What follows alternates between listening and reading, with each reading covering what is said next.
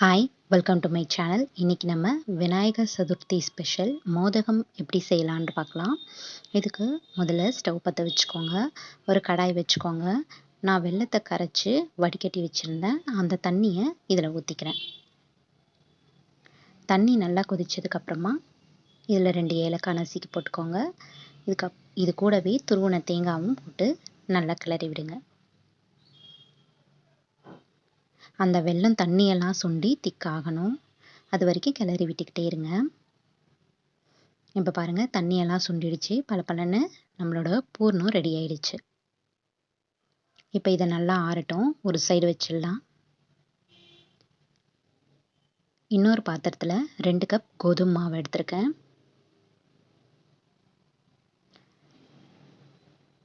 கோதுமை மாவுக்கு தேவையான அளவுக்கு உப்பு போட்டுக்கலாம். தண்ணி போட்டு சப்பாத்தி மாவு மாதிரி பிசைஞ்சுக்கோங்க.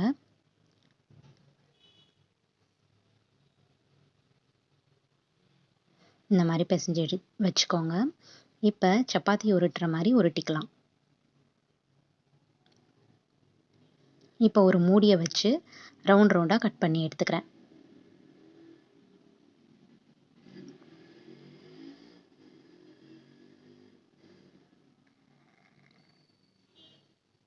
இப்போ ரெண்டுத்தையும் நம்ம தனித்தனியாக ஒரு பிளேட்டில் வச்சுக்கலாம்.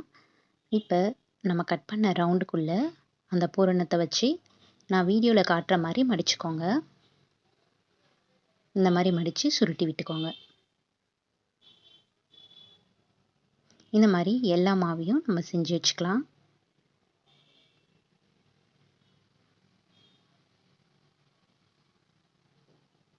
இப்போ ஸ்டவ் பற்ற வச்சுக்கோங்க. ஒரு கடாய் வச்சு எண்ணெய் ஊற்றிக்கோங்க.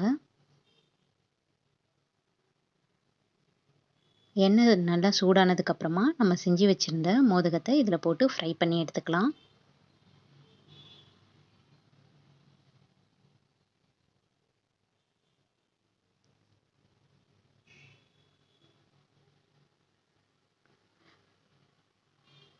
கோல்டன் ப்ரௌன் ஆனதுக்கப்புறமா நம்ம இதை எடுத்துடலாம்.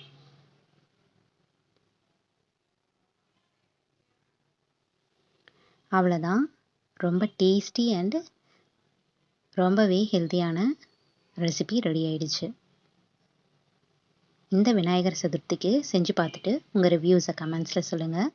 இது போன்ற வீடியோஸ்க்கு நம்ம சேனலை சப்ஸ்கிரைப் பண்ணிக்கோங்க. தேங்க்ஸ் ஃபார் வாட்சிங்.